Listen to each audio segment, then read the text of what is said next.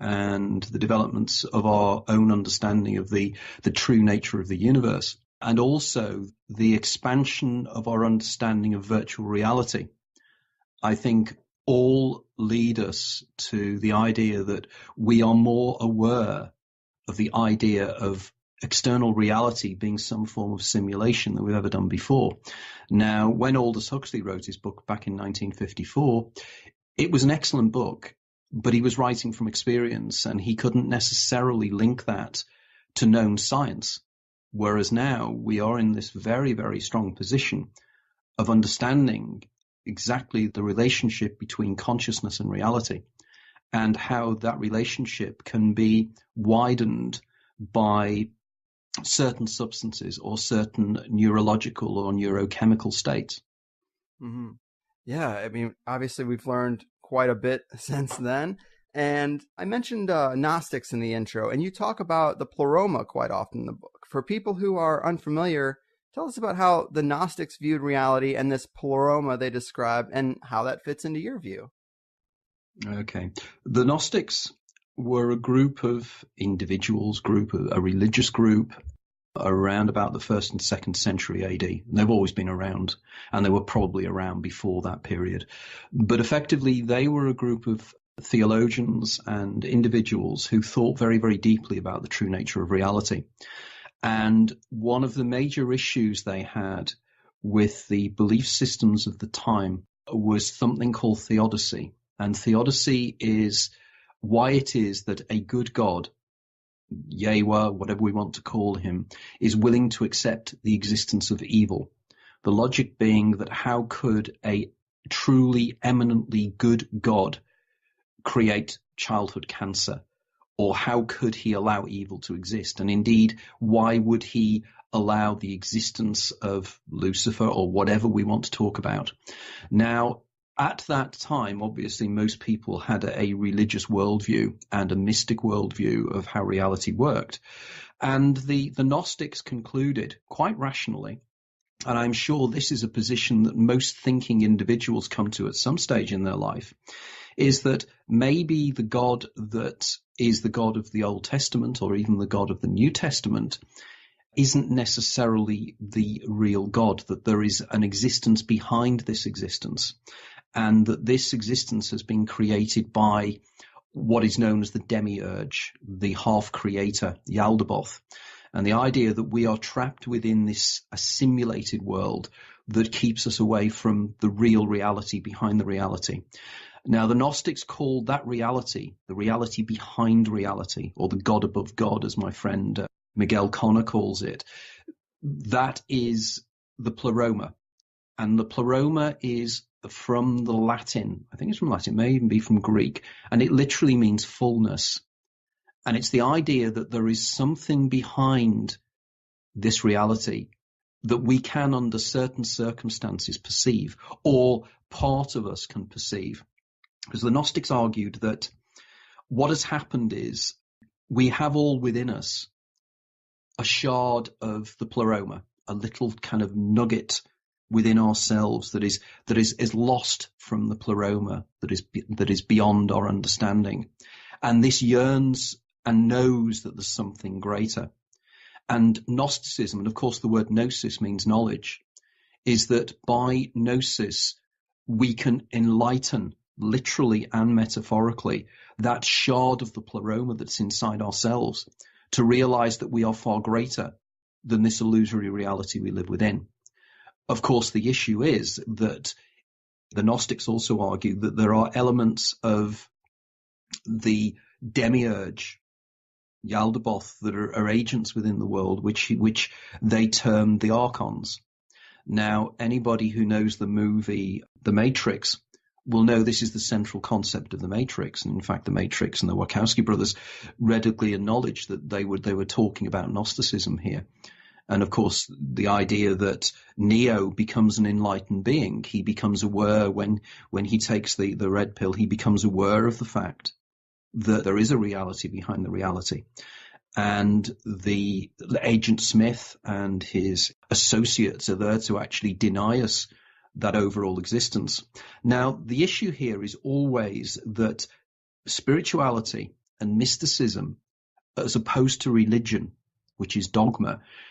Mysticism and spirituality teach greater truths using analogies, because effectively, if you are an entity or something, you're trying to explain very deep esoteric ideas to the masses, the only way you can do that is by analogy.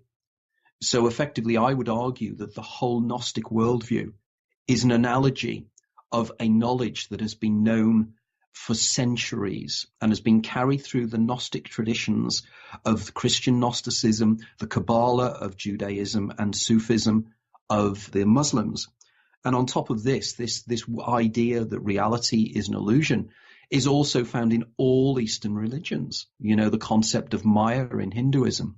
It is all the idea that this is some form of brain-generated illusion.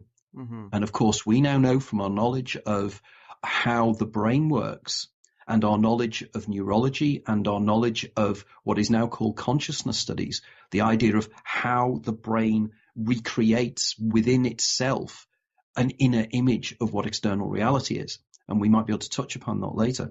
But effectively, Gnosticism has great truths within it. And it has been abused and has been warped over the centuries. But the message is still correct, that we are trapped in meat machines and we are existing within meat machines that we presume are ourselves. But a very quick thinking of grammar here makes you realize that the illusion is not as strong as we're led to believe, because you turn around and you say, my leg, my arm, my face, my brain, my ears. You never ever say me in reference to these things. These are things that are outside of yourself that you perceive. Now, there's a guy called Harding many years ago who wrote an amazing book on, I think it was titled something like On Realizing He Didn't Have a Head. And he was sitting on a mountaintop, Douglas Harding, and he was sitting on a mountaintop, and he looked at his body, and for a second he had one of those amazing moments of clarity where he realized that he was a headless body as far as his own perceptions were concerned. There was this body underneath him, but he couldn't see his own head. And from then, he realized that his head is attuning to a much wider reality than the reality that we normally see. Your brain, your consciousness interfaces with two realities. It interfaces with the external reality, the phenomenal world that's presented to your consciousness. But then there is the other reality, the inner reality of emotions, the inner reality of dreams, of out-of-the-body experiences. And this is what I try to approach in my writing, and this is the major theme of my latest book, Opening the Doors of Perception. Mm-hmm. Well said, man. And yeah, that Gnostic worldview is probably my favorite perspective of the ones that are offered up. And on the subject of those consciousness studies you mentioned, there are a lot of people in this alternative realm that talk about the examination of out-of-body or near-death experiences. They study psychedelics and entheogen use, but I don't see a lot of people trying to tie in conditions like migraines, epilepsy, and schizophrenia, just to name a couple. That's a big part of your latest book, probably one of my favorite parts. How has this component helped in you understanding the big picture? Totally. I mean, one of the issues that I've had for a long, long time is silo thinking, and the way in which out there are experts, and it's by the very nature of academic study, that what you do is you study into smaller and smaller areas of knowledge. So therefore you become the world's leading expert on, I don't know, the knee function of the lesser spotted antelope or something. Yeah. And effectively you become the world's expert in that. But what you don't do is, because you've specialized to such an extent, you don't have the cross-fertilization of ideas from other worldviews and other areas of research. Now, you can expand that out to say that you could end up studying psychology. But effectively studying psychology, you also need an understanding of neurology and of neurochemistry. And what is happening is that there are very few people out there that are joining the dots, not because they're not deliberately doing so. You know, I'm not one of these people that believe that science is somehow in denial of altered states of consciousness. It's just that scientists run down a certain path and they effectively I know from when I was at university in the 1970s, there was the overlay, because I'm a social scientist and I'm a sociologist, and there were areas of what's called positivism, and the idea that the only thing that really exists is physical reality, and the only thing that is the physical material world. Whereas there are other people who argue the material world is just but one aspect of a far broader worldview. But as long as you are denied academic tenure by pursuing areas of ideas that consciousness itself should be studied in greater detail, the very fact that you start to be interested in the further reaches of consciousness tends to cause you problems in academia. And I know this because there are associates and friends of mine who are academics and work in academia. And whenever I meet them for a drink or whenever we talk on Skype and everything else, they will always turn around to me and say about extraordinary experiences they've had. They've had out-of-the-body experiences. They've had near-death experiences. They have perceived aliens. They've seen UFOs. But all these individuals will always say, I can never, ever discuss these things with my fellow academics, purely and simply because if I do so, that will compromise my credibility. And the issue is that they're all thinking this, that all of them are stuck in this materialist paradigm whereby you have to deny the inner life. There is a form of psychology at the moment known as eliminative materialism. And eliminative materialism is the mainstay of most psychology and most neurology. And effectively that is, we do not have an inner life. We are fooling ourselves into thinking we are self-referential conscious beings. Now, believe it or not, that is the status quo, and that is the approach that most research scientists in neurology and social sciences and the science of consciousness studies take. We are fooling ourselves into thinking we are even conscious. Now, just a moment's reflection shows how incredibly stupid that is, because if I am being fooled into thinking I am conscious by my brain, I have to be aware to be fooled. In other words, I can't fool a rock into thinking it's an elephant because a rock is not conscious. In other words, you have to be conscious to be fooled.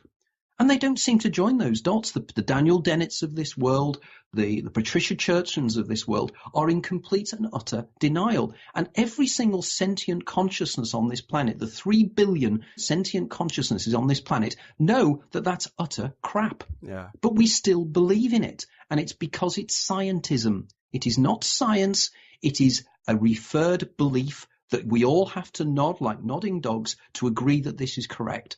We need to break out of that. And what I'm trying to do is, in my work, I discuss everything from neurochemistry to neurology to Gnosticism to quantum physics to the latest research in terms of consciousness studies. And I really genuinely do my research. If you go out on the web, you'll find that there are people who will criticize me. There's a site called Rational Wiki, I think it is. And if you do a search on Anthony Peake, it'll be the second or third one that will come up. You read that article on me. It's an ad hominem attack. There is nowhere in that article it criticizes even vaguely my understanding of quantum physics, my understanding of neurology, my understanding of neurochemistry. The reason it doesn't is that my understanding of these subjects are pretty damn watertight. So in other words, if you read my books, you will find that every single reference I make, and I mean every single reference, will have a reference number. And that will refer you at the back to an academic article or an article written in a scientific magazine. And it will give you the opportunity to read back to the peer-reviewed analysis that's being done. I believe I'm probably the only writer in this field that is doing that. And I scare them shitless because I scare the hell out of them, because it's so easy to dismiss these weirdos who say that they're channeling information from the planet Tharg, that they're ascended beings, that they're, star seeds and all that nonsense. Oh, I know. They're very easy to attack, and they love attacking them because they're easy to attack. I'm not. And because I'm not, I have been invited on 2 or 3 occasions to address groups of skeptics. on every occasion, they back down. They back down. They run away. And they run away because they don't have any answers to the things I'm saying. Because I am a skeptic. I'm a skeptic by background. I used to be a reader of the Skeptical Inquirer. I read all the skeptical books. I know all the arguments the skeptics use, so I can throw their arguments back at them. Mm-hmm. Yeah, man, your work is definitely well sourced and pretty ironclad. The gatekeepers of monoculture, they're going to do what they're going to do, but it seems like you're definitely passing them up. And something I've been interested in lately is the similarities between modern encounters with the Greys and old stories of fairy folk and little people. And I was really psyched to see that your book brings this up when you talk about this Charles Bonny syndrome, which was completely new to me. Maybe you can talk to us about that a bit and, unfortunately, your mother's experiences with it. No, absolutely. I have been heavily into ufology since 1966, which is a million years ago, and way before a lot of the listeners out there were even born. And I have been studying ufology for that whole period.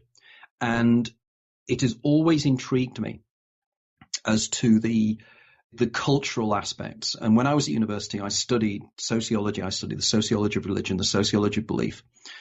So I am qualified in raised commas to discuss these things because, I've written extensively in academic stuff about this kind of material. Mm-hmm. And it is interesting to note that the idea of other entities and little creatures and little beings is in every culture right across the world. And it has been recorded since recorded writing, so effectively it goes back an awful long way. Now, I came across a book called Project Trojan Horse by John Keel that was written, I think, about 1969, 1970, and then followed on by the fantastic research of a French ufologist called Jacques Vallée, who wrote a book called Passport to Magonia. Now, if you read particularly Vallée, and also a guy called Brinsley Le Portranche, who's a very little-known Lord Clancarty, who was an Anglo-Irish lord who wrote a book called The Sky People way back in about 1963, which was an amazing book. But effectively, what these guys are arguing and what Vallée is arguing is that the UFO phenomenon is closely tied to our own psyche. We're dealing here with archetypes. We are dealing here with Jungian archetypes. In fact, Carl Gustav Jung wrote a book about UFOs and about the archetypal nature of UFOs and UFO entities. Now, I'd followed this through for many years. And funnily enough, breaking news, you may be interested to know that the new book, Opening the Doors of Perception, my publisher, Watkins, are so stunned by this book, they've already paid me in advance to write the sequel. Boom. And that to me in my writing career is unknown. The book has only just come out. And before the book came out, they'd already said, we want you to write a sequel on this book. And the sequel will be Through the Doors of Perception. So it will be dealing with these issues. But going back to the idea that they are archetypes in some way, the story gets very, very strange because it involves my own mother. And around about 4 or 5 years ago, now the background story is my mother lost her eye with malignant melanoma in her mid-50s. And she started developing glaucoma in her good eye. So effectively, she's partially sighted. And she's a widow, lives on her own, or used to live on her own, in a house in a little place called Bromberpool Village, which is on the Wirral Peninsula near Liverpool. And she was traveling home to the village, walking onto the village with my aunt, my father's sister. And my aunt stopped to tie her shoelace. And my mother phoned me up this evening because she was so disturbed by it. As my auntie stopped, my mother looked over my auntie's head and saw in the sky what she described as being a cloud of smoke circling around itself. And I just noticed smoke a little smoke, which is your HighersideChats thing. As I said, smoke, nice little bit of synchronicity there, I think. Yeah. And she said it started to swirl around itself and turn into a disc shape and then suddenly shot off at high speed towards North Wales. So effectively to her left-hand side as she was looking at it. She phones me up and she says, I'm not sure what I saw there. Now, my mother doesn't know anything about UFOs. She has never shown any interest in my UFO books or anything. So I genuinely know this is just not something in her worldview at all. She describes this, and I said, Mum, it was just your eyesight. You probably saw something peculiar. I leave it at that. And about 2 or 3 days later, she phones me up one morning and she's in absolute hysterics. She lives on her own. My aunt had gone back, and she woke up in the middle of she described that she woke up in the middle of the night, and she swore blind that she had closed her bedroom door. She woke up and she was in a state of sleep paralysis, REM intrusion, whereby, you're asleep, but you're awake at the same time. And because your body, when you are in these states, paralyzes yourself to actually stop yourself damaging yourself, it's a phenomenon known as REM intrusion. When the dreams overlay the reality that you're perceiving outside. And she said she was looking towards the door of the bedroom, and the door was partially open. And she thought to herself, why is the door open? And as she did that, she noticed 2 or 3 spindly fingers come round the door. And then this tiny head poke its head round. And she described the head as being, the creature must have been about 3 foot tall. She said it had a completely bald head. It had huge black eyes. It had 2 holes for nostrils and a slit for a mouth. It looked at her and realized she was looking at it and dodged its head back. My mother then spent the rest of the night terrified before she eventually, I guess, went into full REM sleep. She phones me up the next day, and I'm listening to this and I'm going, my God, this is intriguing. Because as you know, the foreword for my new book is written by Whitley Strieber. And as you know, Whitley Strieber was the guy that put the Greys on the map with his book Communion. Right. Because if you look at the cover of the book Communion, it's the classic Grey. Now, my mother, the only science fiction film I think my mother has ever watched was E.T. Now, you look at E.T., E.T. is not a Grey in any shape or form. That's the only linkage I think she could make, but she wouldn't have made, she was in her mid-80s then. There's no way she would make any kind of association with the object she had seen 3 or 4 days before with this other being that was in her room. Anyway, I call round to see her regularly, but it was a few weeks later after I'd calmed her down over this thing. And we're talking and she goes, I wish the children would stop singing. They really bother me. And I said, which children are these, Mum? And she said, oh, the children that follow me round when I'm shopping. Wow. And I said, well, what happens? And she said, there are little creatures, they're like little children, and they sing in this really kind of weird way. They got these really high-pitched sound voices. And I said, Mum, where do you see them? She said, I see them when I'm shopping, and I see them in the house. They're in the house. And I said, what, these creatures that are in your living room? And she said, oh, yes. They're not threatening. They're very, very friendly, and they chatter to each other, and they giggle a lot. And then she said, and they're like the man I see in the kitchen. And I said, what man's this, Mum? She said, oh, there's a tall elderly man I see in the kitchen. He never speaks, but he nods at me, and he smiles a lot, so he's a nice man. And I'm thinking, does she let people into the house? Does she let local children into the house? Clearly she wasn't. Bells started to ring in my head, and because I've been involved in this kind of work for many, many years, I started thinking there is something here happening. And I thought, it's Charles Bonnet syndrome. Now, Charles Bonnet syndrome was discovered, curiously enough, by a guy called Charles Bonnet. It's fascinating, isn't it, how these people have discovered things that subsequently you discover are the same name as them. It's like Einstein's theory of relativity. How did Einstein discover Einstein's theory of relativity? I'm being facetious. Right. But Charles Bonnet was a French doctor in, I think, around about the 1780s, 1790s. I can stand corrected on that because I'm not sure, but it was about that period. And his father or his grandfather started to claim that he was hallucinating little creatures and little people. And Bonnet started to look into this and discovered that it was part and parcel of growing older. And the older somebody got, and if they were partially sighted or losing their sight, they started to see little creatures everywhere. Now, I then thought, well, this sounds like what's happening to my mother. So I started to read up on the subject, and to my little surprise, because I was expecting this, I discovered that Charles Bonnet syndrome is a prodrome. It is a precursor for Alzheimer's. And my mother's behavior was becoming more and more erratic, and her memory was going and everything else. So I came to the conclusion that she was developing Alzheimer's. But of course, I'm a layperson. And, I needed to get assurance on this. So I took her to her doctor, and her doctor had never heard of Charles Bonnet syndrome. Why should they know? Why should they know? And to be reasonable, why should they know? But with an aging population, you would think that more and more doctors should be aware of this psychological state, because it is a way of early diagnosing Alzheimer's. Because we subsequently discovered she did have low ESL Alzheimer's.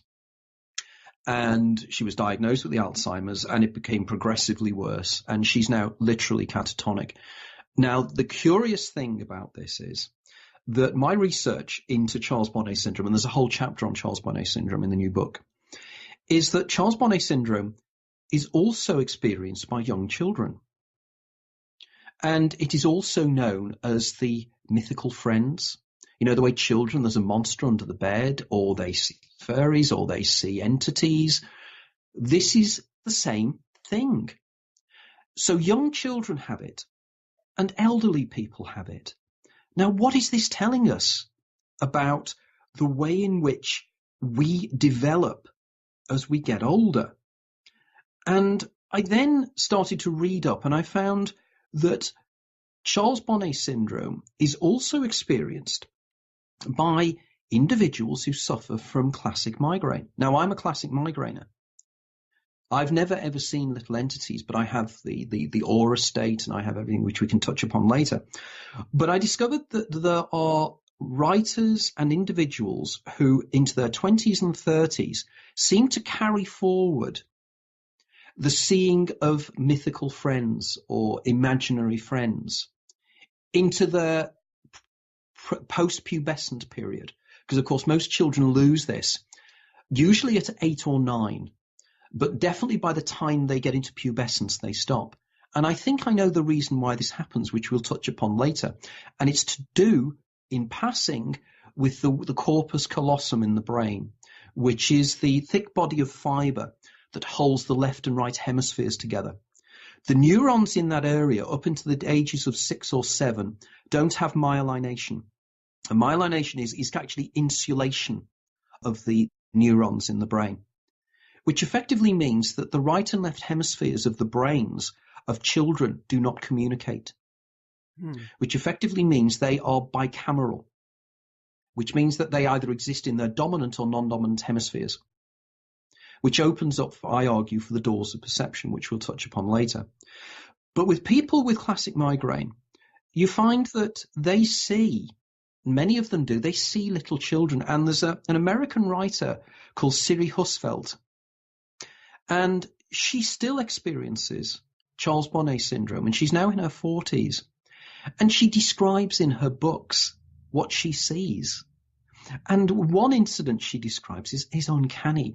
She was sitting on her bed, and suddenly through the door of her bedroom was a little farmer, about 8 inches tall, with a little cow.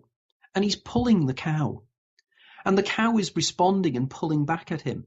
So he gets a stick out and he beats the cow. And as he does so, a little police car comes round full of little police officers who get out and arrest him, push him into the police car and drive out. And she's sitting there watching this, and this hallucination, for in raised commas, is out there in 3-dimensional reality. Now, this phenomenon is known, and before people think I'm making this up, I strongly advise you read the book Hallucinations by Oliver Sacks, the late Oliver Sacks. And Oliver Sacks is one of the most fascinating writers on extraordinary psychological, neurological experiences that people have. He wrote a famous book called The Man Who Mistook His Wife for a Hat. Wonderful, wonderful title. And it literally was one of his patients was suffering from agnesia and various other problems. And he literally thought his wife was his hat. So he tried to pick her up and put her on his head. Okay. And he has a whole chapter in his book Hallucinations on Charles Bonnet syndrome.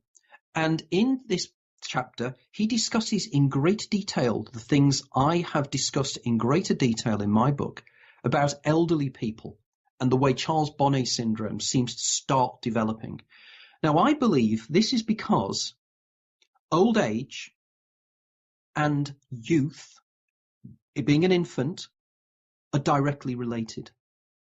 And that as an old person, have you ever noticed with old people, as they get older, they become more childlike. Mm-hmm. They start to look more like a child. My mother, I've watched my mother go in reverse from being a woman in her 70s, being very fit and active and very, very bright, to becoming more like a child and even more like a child, till now she's virtually a fetus. She's curled up in bed, she's tiny, she's in a fetal position, she doesn't move, she doesn't communicate, just like a baby does. Mm. And I believe this is because when you die, you go back to being reborn again. And everything psychologically, you are developing and going back down into childhood, into infancy. And then you get reborn again in the start. And of course, in my books, I've discussed this in great detail. But what in the first book, this is the first book I've done where I've actually pulled together powerful information. There was a guy called Barry Reisberg in 1984. Again, he's a scientist. He's a neurologist. He came up with a hypothesis called retrogenesis. And retrogenesis is exactly what I have just said. It's where the old person becomes a child. They go backwards in time. Mm. But of course, he wouldn't argue they start again. But I argue they do. I argue that our life is a circle. Our life is like, well, it's like a spiral. And when we die, we go back and we're reborn again. Yeah. And there's more and more evidence. This is powerful evidence from neurology that this is the case. Because, of course, what happens is when the child starts to become aware of its world, what does it do? It sees the world as an extension of itself. We know this, how children's minds work, you know, from Piaget and the developmental people, Vygotsky and other people that looked at the development of young children all through the centuries, or all through recent years. We know this is how the child develops. And I believe they carry through their doors of perception as Aldous Huxley described them. Well, in fact, it wasn't Aldous Huxley. It was William Blake from the poem, from Songs of Innocence, I think it was. But effectively, the doors of perception are open. And this is the whole theme of the book. So from my mother's experiences, but I think the important detail here is the alien encounter.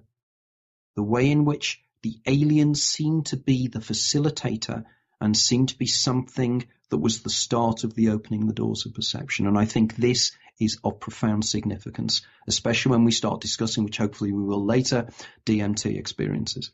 Man, those are powerful observations and a really elegant way to describe old age and the dying process. Makes it seem a lot less scary. I really do like that. And, you know, you mentioned hallucinations and your book talks about that a lot, but it is such a loaded term. And to be clear, this isn't to say that these things people are experiencing or seeing aren't real, autonomous, or conscious entities, only that they can't be sensed in brains of neurotypical states, which is a term that I like that I got from you. But I guess it gets really weird when UFOs leave physical traces or people are found with implants. I mean, How do we rectify some of those physical traces of what, you know, the monoculture would want to say are just hallucinations? Well, this is where the problem lies, because my mother's experience of seeing the UFO over Price's factory on the Wirral was subsequently vindicated by a Facebook friend of mine called Morrigan Hawkins. And again, if you want to link up with me, anybody out there wants to link up with me on Facebook, there's a Freudian slip, effectively do so, because I'm very, very active on there, and I have, you know, thousands and thousands of people involved in my work across the world who contact me. But Morrigan is somebody who lives on the Wirral, and she contacted me because we have a mutual friend, a friend of mine, Richard Fleming, and she is a friend of his. And she said, I saw you put up on Facebook your mother's experience. And she said, I'm 95% certain I saw that object at that time. And she was crossing something called the White Bridge, which is on the A41 highway on the Wirral. And she was looking towards the very same factory that my mother saw her experience. And she saw exactly the same object. And it flew in exactly the same direction. And Morrigan described to me that she was in a taxi with a friend of hers and the taxi driver, and they all saw it. So here we have some kind of external reality that is impinging upon internal reality. But if we conclude that both internal hallucinations and external reality are both elements of the same thing, suddenly the idea that physical manifestations in three-dimensional reality somehow discredit or credit the hallucinations suddenly becomes a moot point. In other words, the reason that we perceive external reality the way we do is because the brain itself internally generates a model of external reality within the brain and presents it to consciousness, which means that external reality is as much a brain-generated hallucination as internal reality is. Now, this again is not mad nonsense. Anybody who actually understands how the brain internally models reality knows this is a fact. I was in a debate with skeptics, a formal debate in London 2 years ago. There were 3 on my team and 3 skeptics. And we wiped the earth with them. That's why they never involve me in these kind of debates. And one of the guys on my side was a guy called Professor Raymond Tallis. And Raymond Tallis is an absolute polymath. Brilliant, brilliant mind, brilliant guy. And Ray, in his presentation, now again, if anybody's interested, Ray's presentation is on YouTube.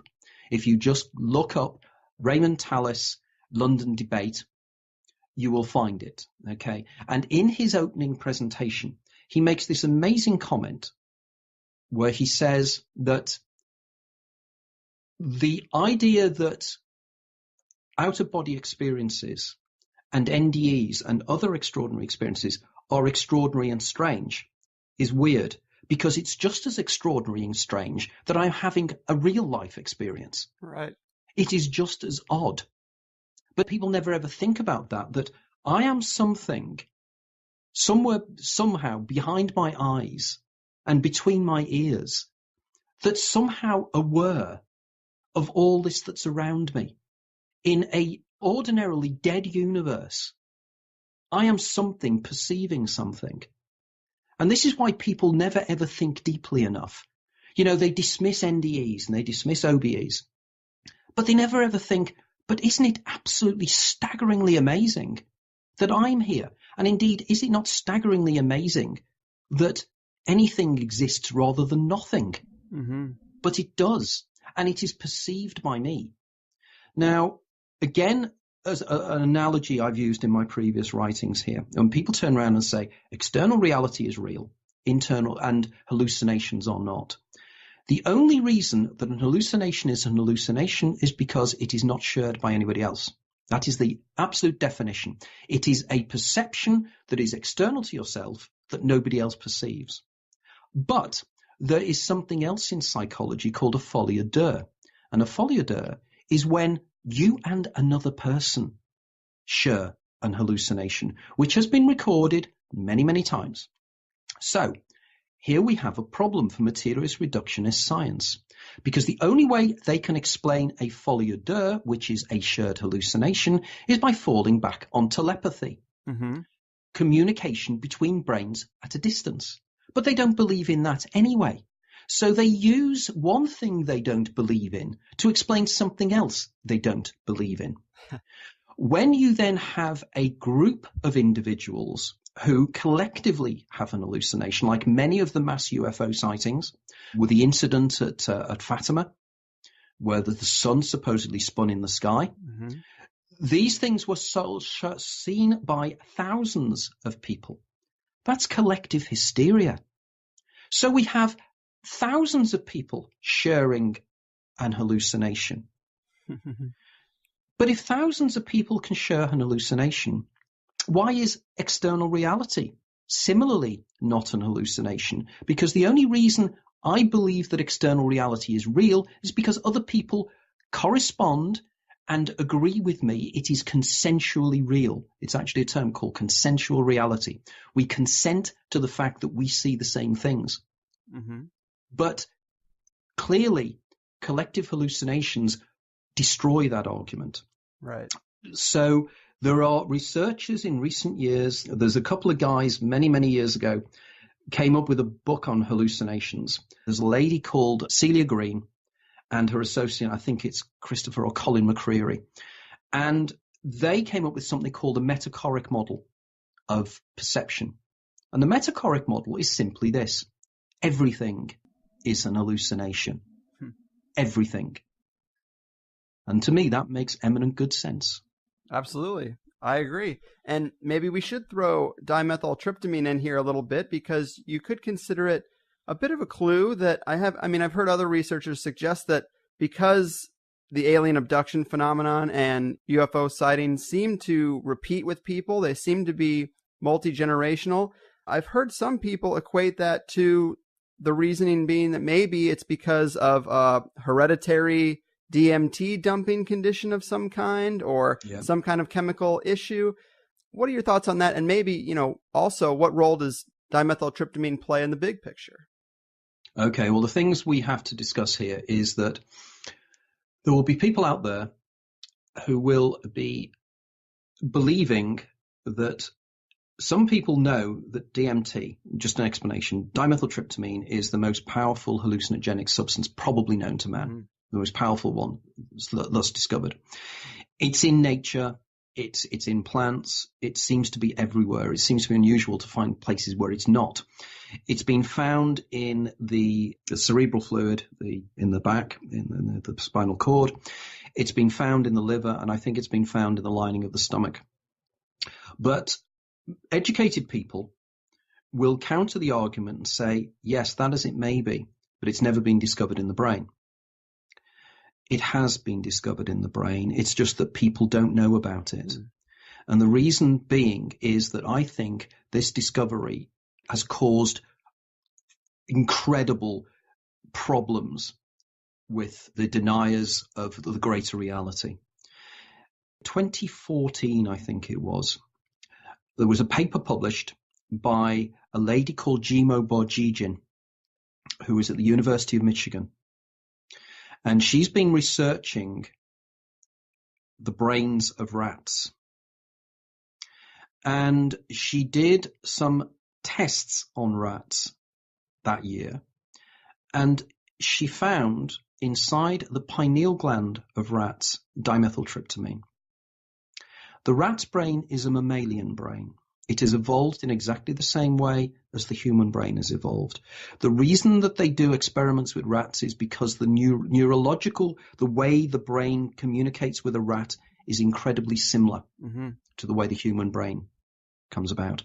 They found it in a live rat.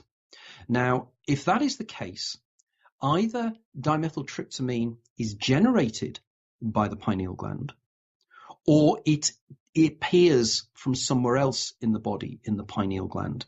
But there is no question that it was inside the pineal gland. Now, this then explains why it's in the spinocerebral fluid. It explains why it's in the body. It explains why it's in the blood. It's part of us. We have evolved in this way. Now, the reason we don't know that dimethyltryptamine is in the pineal gland of live people is obvious. It doesn't last very long, and it changes into other substances. So unless anybody is willing to volunteer to have their brain split open and have a sensor put inside their pineal gland, we'll never know. But if somebody volunteers to do that, I guarantee they will discover that DMT is generated by the pineal gland. There is lots of supporting evidence for this. For example, there are things called the TARS receptors, the trace amine associated receptors. And there's something called the sigma 1 and sigma 2 receptor sites. And these receptor sites within the neurons of the brain are known to react with dimethyltryptamine. It's as if they are designed. They're like little harbors. And receptor sites are always designed to work with particular neurotransmitters, which are chemicals that are generated by the brain to communicate, send messages across the brain. These are designed to work with dimethyltryptamine. Mm. Now, if dimethyltryptamine, these have been designed, this means that dimethyltryptamine is something called a neurotransmitter. Right. And if it is a neurotransmitter, it is our modulator of reality. And this is something that Rick Strassman argued. So suddenly, we have something very curious here, because dimethyltryptamine has been known for many, many years, and I'll touch upon ayahuasca later if we get the opportunity. But just to focus into dimethyltryptamine for a second, in the early 1990s, a guy called Professor Rick Strassman was employed by the American government. This is known. This is not conspiracy theory. This is a known fact. Was employed together with his university, the University of New Mexico, to do research into the effects of dimethyltryptamine on volunteers. And they had scores of volunteers who volunteered to take intravenously, have injected into their bloodstream dimethyltryptamine. And then their job was to then have the dimethyltryptamine experience and report back to the scientists what they experienced. Now, the curious thing here, and again, if anybody is interested, I'm sure there's a lot of individuals out there who've already read the book. It's called Spirit Molecule. Mm-hmm. But Rick reports, as he would do in a scientific way, the reports that the individuals gave. All of them said that when they were in the DMT state, they realized that this here is the hallucination. The DMT trip opened up their doors of reception to the pleroma, for want of a better term. I mean, Rick doesn't use that term, but I do. And suddenly they're in another reality. There is another level of reality above ours. And in this level of reality, there are entities. And these entities have motivations. These entities show planning. These entities communicate. They're not like things that appear in normal dreams. They are things that we're expecting them. Some of them, when they went, they got into this place where they go into this kind of cloudscape. And there are these beings that they can see through the clouds. And then the beings start to look at them. The beings were expecting them. The beings knew that they were taking DMT and were ready for them. Mm-hmm. The beings in question were generally described in a very similar way to Greys. Not only that, but Terence McKenna, who is one of the major writers on DMT, called them the machine elves. Right. And these entities are virtually identical to the entities that my mother saw. They are identical to the lots of entities that people see in out-of-the-body experiences, people who in remote viewing, and people who are abducted with UFOs. Now, the weird and rather disturbing thing about this, and it will be the feature of my new book, is what are they up to? Because they seem to be experimenting. Because again, these individuals during the DMT trips recorded really awful things being done to them. Now, what is significant here is that there can be parallels drawn here to shamanic traveling. Because when people shamanic travel, they meet entities when they shamanically travel, and there is something called a shamanic journey.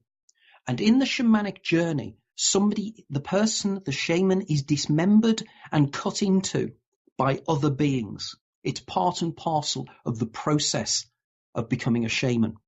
Now, in the book, I describe a series of incidents that took place in the life of a guy called Myron Dial, who is a Californian artist. And Myron, ever since his early childhood, has been traveling to a place he calls Zelkon. And in Zelkon, there are entities. And there's one sequence which I discuss in the book, taken from his non-published autobiography called The Boy That Nobody Wanted, which I strongly suggest you should read. He describes how he is ripped apart by entities and then put together again and regenerated. Now, the intriguing thing about Myron is he has temporal lobe epilepsy, which in my book I say is the next level where the doors of perception are opened slightly wider from migraine to epilepsy. and particularly temporal lobe epilepsy. So suddenly I'm starting to pull together something that actually is very, very, very structured. It's suddenly I'm not writing that I've had these weird experiences, and in those weird experiences, the Martians have told me all these things. I'm actually doing the science and saying there are direct links between migraine and temporal lobe epilepsy. In fact, there is a known syndrome. There is something called elliptoid migraine, where individuals, you cannot tell the difference between a migraine aura and a temporal lobe epilepsy aura. So these are people who the door looking into the pleroma is starting to get wider and wider. Now, I argue with Myron, and he's in agreement with me on this because I had to be sensitive about this. Because I said, Myron, I think you have more than epilepsy. I think you have elements of schizophrenia. And there's this something called SLPE. It's schizophrenia-like psychosis of epilepsy. And this is the borderline between epilepsy and schizophrenia. And schizophrenia is when the doors of perception are blown off. And schizophrenics see the pleroma and the entities, whatever they are coming through, and they are part of their hallucinatory life all the time. And it drives them mad. Man, it's just mind-blowing stuff. And you know, the first part of everything you said before you got to Myron's experiences describes what I experienced to a T, especially the element that you're transported to a foreign environment, for lack of better terms, and you instantly know that it's a familiar place that is more real than your everyday reality. And you can't explain to a skeptic or to a non-experiencer what that feels like. I mean, it's like saying, it hurt when you stabbed me with the pen. Well, how do you know it hurt? Because I felt pain. I know it hurt. I just know it did. Yeah. And that's how the feeling is.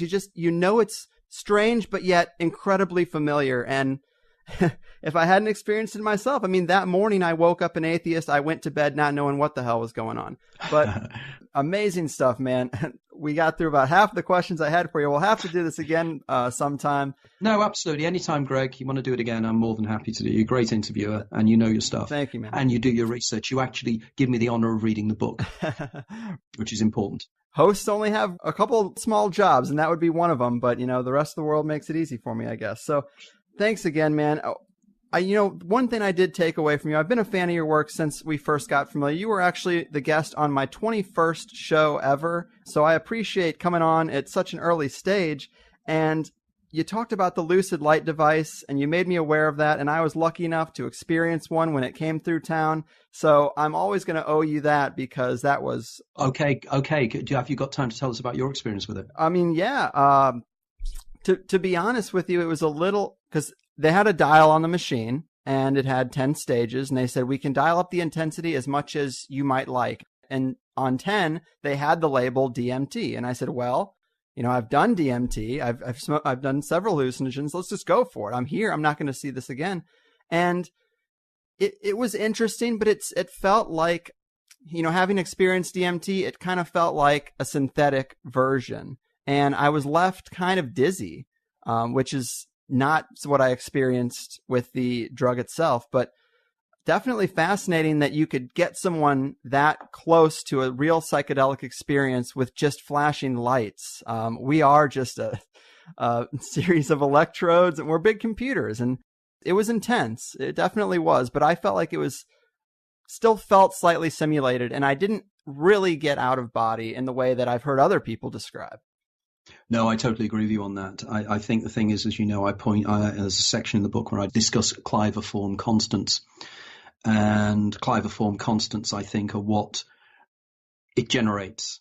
And these are hallucinogenic images, but they are not as powerful as what DMT would be. Mm-hmm. In other words, DMT, I think, is kind of looking at a TV screen and seeing something at a distance, whereas DMT gives you, I mean, I've never taken the substance, but I am told, and I would use the analogy, it's like being in an IMAX cinema, surround sound, 3D, the whole caboodle. And that's the difference, because I do not think you can simulate these things in that way. I think they have to be simulated differently. And there could be an argument that it might actually stimulate the pineal gland to release dimethyltryptamine, endogenous dimethyltryptamine. But I remain to be convinced. But until I have done DMT, I obviously can never really comment in that way, because I can't. You can. And I think your opinion on that is very, very important. So thanks for sharing that. Hey, thank you, man. I wouldn't have even given it a second thought had you not emphasized how useful it could be as a tool. And I'm glad I can knock that off the bucket list for sure. So, man, I definitely love this. We could do it all day, but that pretty much is all the time we have. It's been a serious blast talking to you again. Before we go, remind the people where they can get the book and where they can follow more of your ongoing work, maybe on your website. Okay, yeah, my website is anthonypeake.com. It's recently been totally revised. So it's a completely brand new website there, and you'll find tons of material on there. All my interviews, this interview will be up there. My previous interviews with Greg will be up there and everything else. So it will all be there. In terms of my books, you can get them on Amazon. You can order them from your local bookshop. You'll probably find some of them in your local bookshop. They're on Kindle. I'm about to spend 3 days in 2 weeks' time recording an audible, whatever they're called, book for my first book. So that will be going into sound. Lots of material out there, but my books. And if you want to help me, always the best way to help me financially is to buy the books off my website, because there is a section on there where you can buy the books and you get signed copies. I cannot compete with Amazon in the terms that I have to pay distribution costs, but you get the book at the same price you would pay in a bookshop, and I'll sign it and everything else. And obviously you're then part of my world. But join me on Facebook, check me out on Facebook, check out the website and everything else. And I'd love to hear from you. If you've had experiences, it's important to me that I get feedback. I get scores of messages every day, so I try as best as I can to get back to everybody, but I can't guarantee it, but I will try. Right on. Cool. Anthony, amazing. Keep digging in, and we will be eager to digest what you discover. Until next time.